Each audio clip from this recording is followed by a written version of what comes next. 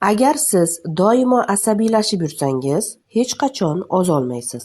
Sababi, siz asabiylashganingizda sizda stress gormonlari adrenalin, kortizol chiqadi. Bu gormonlar esa qondagi qand miqdorini oshiradi. Qand oshdimi, sizda insulin baland bo'ladi. E'tibor bering, ovqat yemaganingizda ham asabiylashganingizni o'zida insulin baland bo'ladi. Qandli diabeti bor insonlardan so'rab ko'ring. Asabiylashgan paytida ularda qand yuqori bo'ladi. Bizda ham xuddi shunday. Faqat aynan asabiylashgan paytimiz qon yuqori bo'lganda organizm vahimaga tushadi va insulin gormonini ishlab chiqaradi.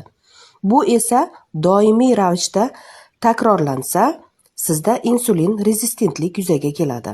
Insulin rezistentlik esa sizni semirishingizga va ozolmasligingizga sababchi gormon hisoblanadi.